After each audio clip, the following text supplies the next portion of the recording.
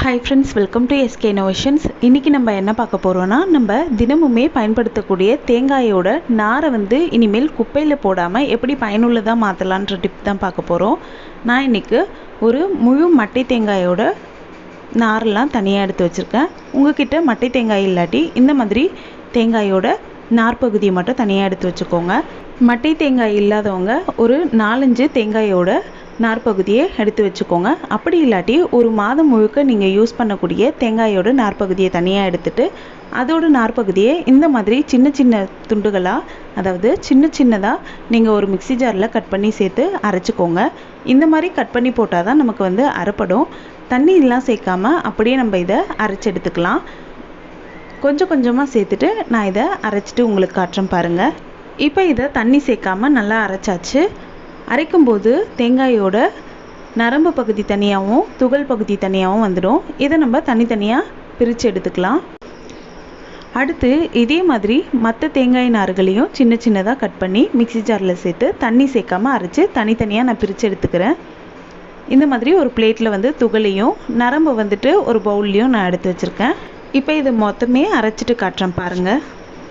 இந்த அளவுக்கு கிடச்சிருக்கு.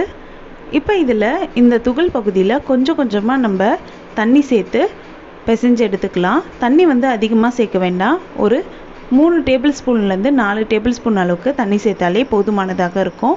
சேர்த்துட்டு இதை நான் பிசைஞ்சு ஒரு உருண்டைகளை உருட்டிக்க போகிறேன். இது பார்த்திங்கன்னா செடிக்கு நல்ல உரமாகவும் மண்ணுக்கும் உரமாகவும் இருக்கும். இப்போ நான் இந்த மாதிரி பிடிச்சி உருண்டைகளை ஒரு பிளேட்டில் எடுத்து வச்சுக்கிறேன். இதை நீங்கள் செய்து ஸ்டோர் பண்ணி கூட வச்சுக்கலாம். எப்போ தேவைப்படுதோ அப்போ உடைச்சி மண்ணுக்கு உரமாவோ செடிக்கு உரமாவோ நீங்கள் சேர்த்துக்கலாம். பாருங்கள், இந்த மாதிரி உருட்டியாச்சு. இப்போ ஒரு தொட்டியில் அடியில் பார்த்திங்கன்னா நம்ம எடுத்து வச்சுருக்க தேங்காயோட நரம்புகளை சேர்த்துக்கலாம். இதுக்கு மேலே நம்ம செடிக்கு மண்ணை ஆட் பண்ணிக்கலாம். பாருங்கள், இந்த மாதிரி லேயராக நம்ம செடிக்கு மண்ணும் தேங்காய் நரம்பும் சேர்க்கும்போது அந்த செடி பார்த்திங்கன்னா நார்மலாக வளர்கிறத விட செடி நல்லா வளரும். அது மட்டும் இல்லாமல் இந்த அடிக்கிற வெயிலுக்கு சீக்கிரம் வாடாமலும் இருக்கும். பாருங்கள், அடியில் தேங்காயோட நரம்பு, அதுக்கு மேலே கொஞ்சமாக மண், அதுக்கு மேலே நம்ம உருட்டி வச்சுருக்க தேங்காய் துகளை இந்த மாதிரி போட்டுட்டு அதுக்கப்புறம் நம்ம கொஞ்சமாக மண், திரும்பவும் தேங்காய் நார் சேர்த்துக்கலாம்.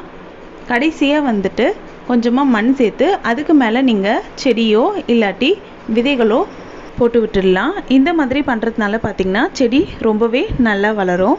இது இந்த மெத்தடில் இல்லாமல் நீங்கள் வளர்க்கக்கூடிய செடிக்கு இதை உரமாக கூட நீங்கள் பயன்படுத்தலாம். ரொம்பவே பயனுள்ளதாக இருக்கும். இனிமேல் தேங்காயோட நார்பகுதிகளை குப்பையில் போடாமல் இந்த மாதிரி செடிக்கு உரமாக நீங்கள் பயன்படுத்திக்கலாம். கண்டிப்பாக நீங்களும் ட்ரை பண்ணி பாருங்கள். ரொம்பவே பயனுள்ளதாக இருக்கும். இந்த வீடியோ உங்களுக்கு பிடிச்சிருந்தால் லைக் பண்ணுங்கள், உங்கள் ஃப்ரெண்ட்ஸோடு ஷேர் பண்ணுங்கள், அண்ட் எப்படி இருந்துச்சுன்னு கமெண்ட் பண்ணுங்கள். நம்ம சேனலை ஃபஸ்ட் டைம் பார்க்குறீங்கன்னா மறக்காமல் சப்ஸ்கிரைப் பண்ணுங்கள். தேங்க்ஸ் ஃபார் வாட்சிங் ஃப்ரெண்ட்ஸ்.